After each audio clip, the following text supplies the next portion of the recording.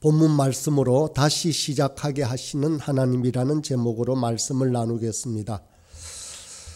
완전하지 못한 우리는 살아가면서 후회하는 일이 많습니다.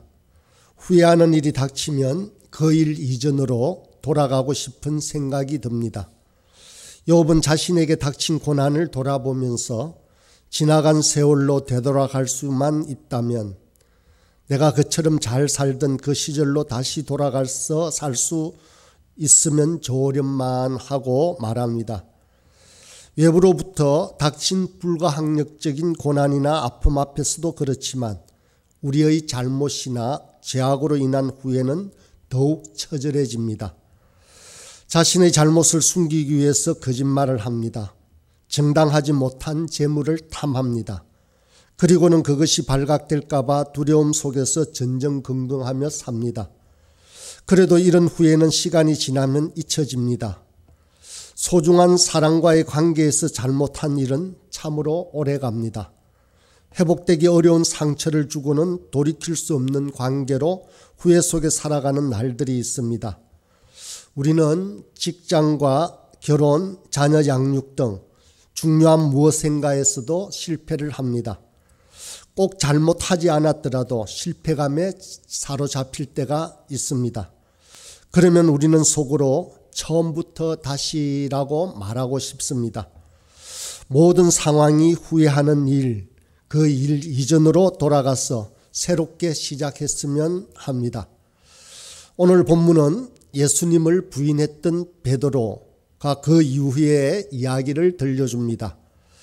이 이야기는 실패로 인해 낙심하고 있는 모든 사람의 이야기이기도 합니다.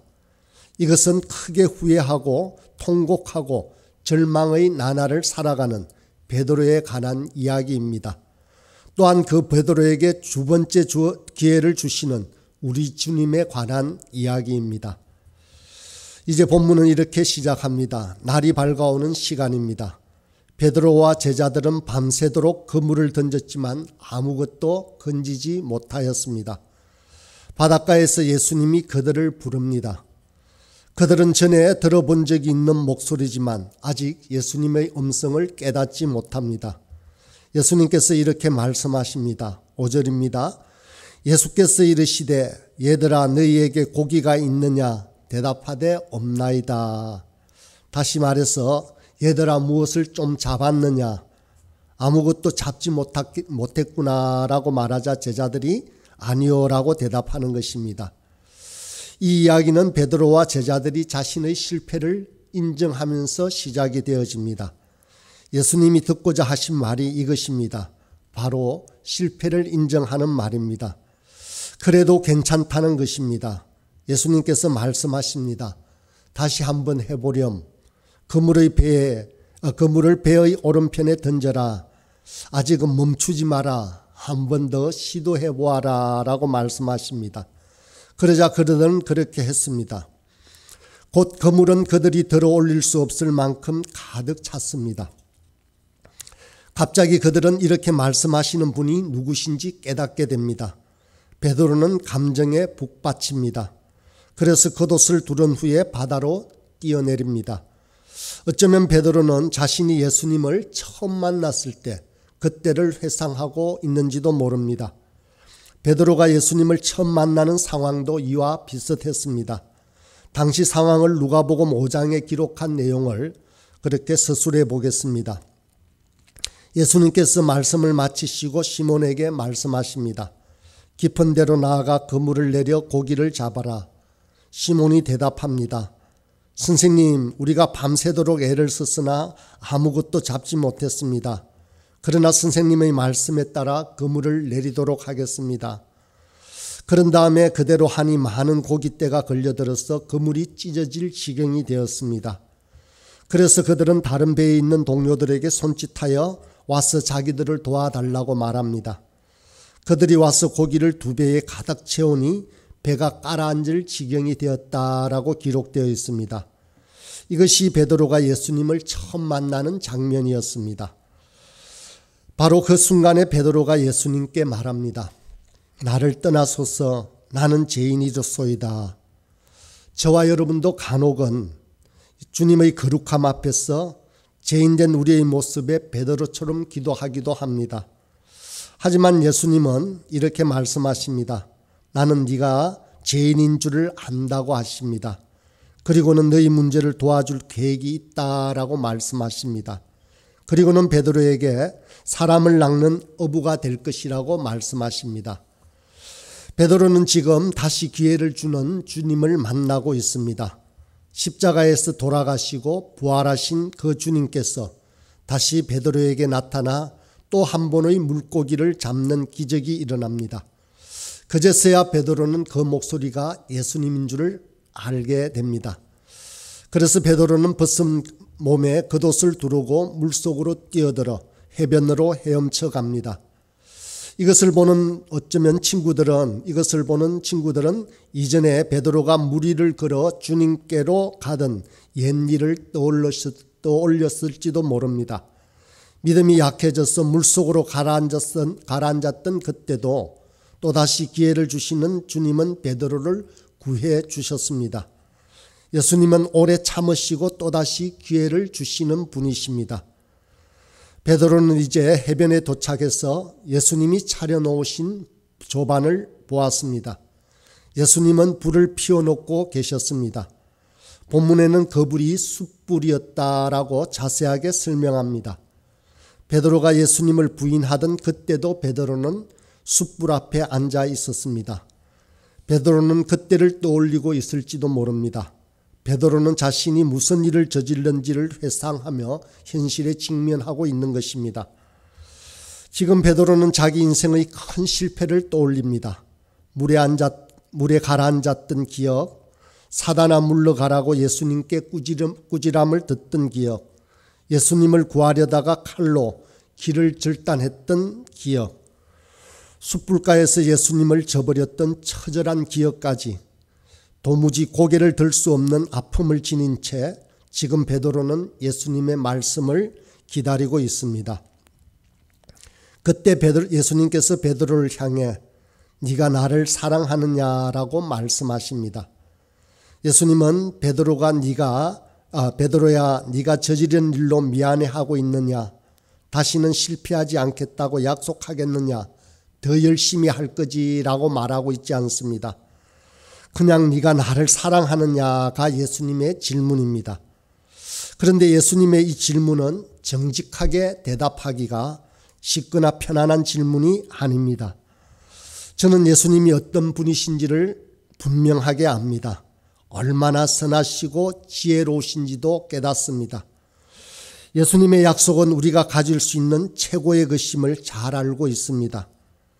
그런데 사실 제가 진짜로 예수님을 사랑하고 있는지가 모를 때가 있습니다. 예수님의 약속을 의심하는 것이 아니라 제 자신이 믿어옵지가 못할 때가 있다는 것입니다. 지금 예수님과 베드로가 작은 숯불의 앞에 앉아 있습니다. 예수님이 베드로에게 물으십니다. 요한의 아들 시몬아, 네가 나를 사랑하느냐? 베드로가 대답합니다. 네, 주님. 하지만 베드로는 자기의 마음을 제대로 알지 못합니다. 주님은 아십니다. 주님은 모든 것을 아십니다. 라고 대답합니다. 저는 베드로가 이렇게 대답하는 심정도 이해가 됩니다. 아마도 이런 마음이었을 것 같습니다. 베드로는 자신이 이렇게 말합니다. 내가 최선을 다할 수 있을 때 나는 진정 주님을 사랑합니다. 내가 올바른 마음 상태일 때 나는 당신을 사랑합니다. 내가 지금 사랑하는 것보다 더 잘 사랑하길 원합니다. 사실 내 마음의 진술조차 잘 모르겠습니다. 주님, 당신께서 아십니다. 라는 이런 심정으로 대답하고 있는 것입니다.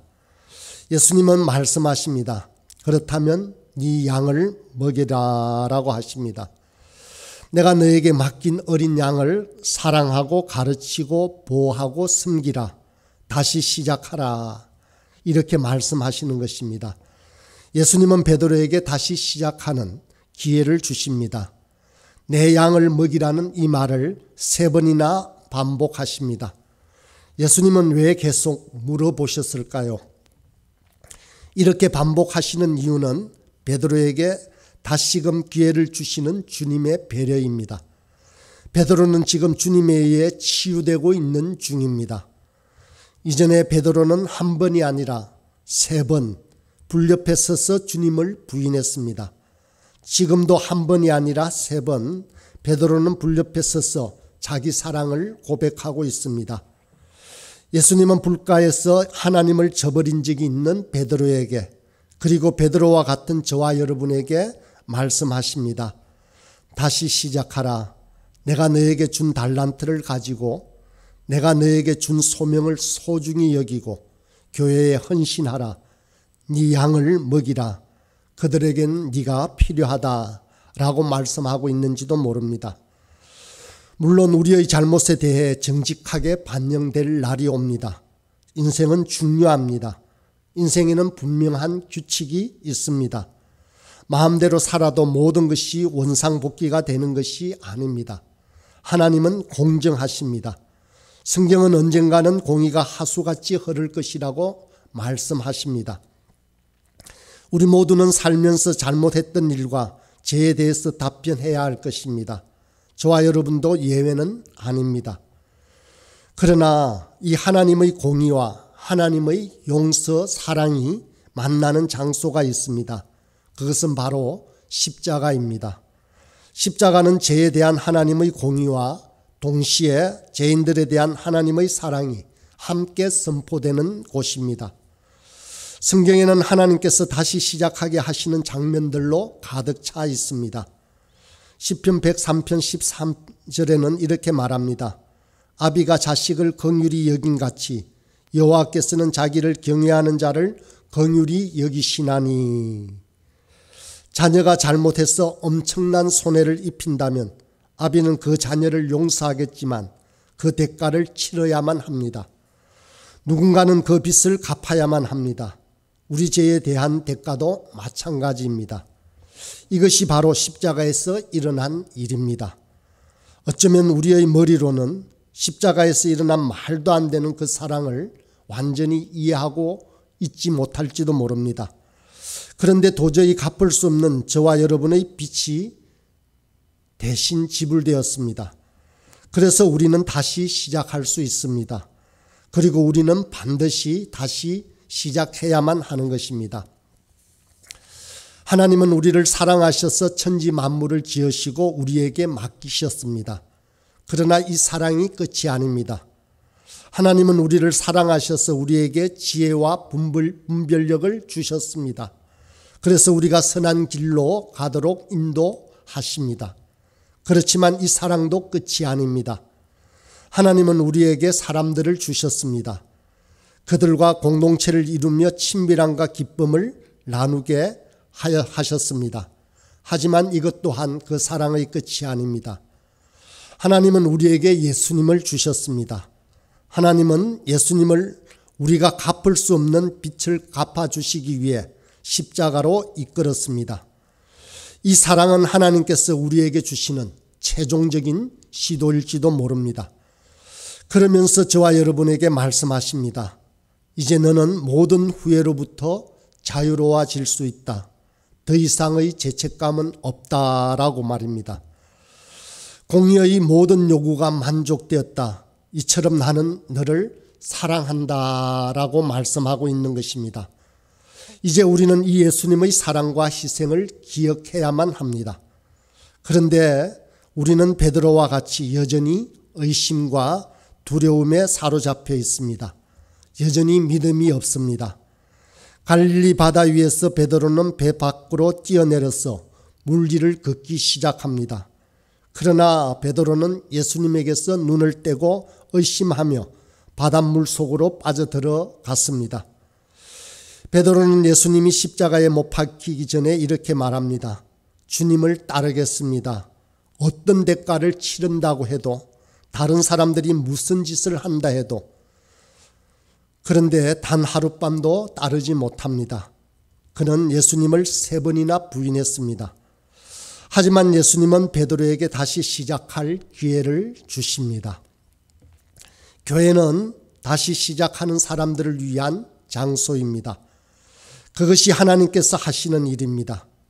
하나님은 믿음의 조상 아브라함에게 오셨지만 하나님의 약속을 비웃고 자기 아내에 대해서 거짓말을 합니다. 그렇지만 하나님은 아브라함에게 다시 기회를 주시고 다시 시작하게 하십니다. 살인과 간음의 죄를 저지른 다윗 왕에게도, 도망갔다가 물고기 뱃속에서 구조되었던 요나에게도, 목이 뻣뻣하고 우상을 숭배하는 온 백성에게도 다시 시작하게 하십니다. 하나님의 백성을 박해하던 사울이라는 박해자에게도 다시 시작하게 하시고, 절망적이고 외로운 죄인들에게도 하나님은 다시 또다시 오셔서 말씀하십니다. 다시 시작해보는 것이 어떠냐고 우리를 권면하십니다. 구원은 하나님이 개입하셔야만 일어납니다. 하나님은 길을 잃은 양을 찾으시는 분이십니다. 잃어버린 동전을 찾으시는 분이십니다. 어리석은 탕자를 안아주시는 분이십니다. 하나님은 이렇게 잃어버린 자를 찾으시는 분이십니다. 하나님의 사랑은 끝이 없고 하나님의 자비는 무궁합니다. 하나님의 능력은 저희로서는 다 알 수 없을 만큼 무한합니다. 하나님은 지금 이 시간에도 살아계셔서 저희와 함께 하십니다. 그래서 저와 여러분에게 다시 시작하라고 하십니다. 그러므로 우리는 언제든 우리의 형편이 어찌하든지 언제든 돌아갈 수 있습니다. 그러면 그 어떤 때라도 주님은 너그럽게 용서하신다고 하십니다. 우리는 주님만 바라보며 주님 앞으로 나아가야 합니다. 그러면 주님은 저와 여러분에게 다시 시작하라고 기회를 주십니다. 성경은 말합니다. 하나님의 생각은 우리의 생각과는 다르다고 말입니다. 이사야 55장 6절에서 9절의 말씀을 읽고 마치도록 하겠습니다. 이사야 55장 6절부터 시작하겠습니다. 너희는 여호와를 만날 만할 때에 찾으라. 가까이 계실 때에 그를 부르라. 악인은 그의 길을, 불의한 자는 그의 생각을 버리고 여호와께로 돌아오라. 그리하면 그가 긍휼히 여기시리라. 우리 하나님께로 돌아오라. 그가 너그럽게 용서하시리라. 이는 내 생각이 너희의 생각과 다르며 내 길은 너희의 길과 다름이니라. 여호와의 말씀이니라. 이는 하늘이 땅보다 높음같이 내 길은 너희의 길보다 높으며 내 생각은 너희의 생각보다 높음이니라. 아멘.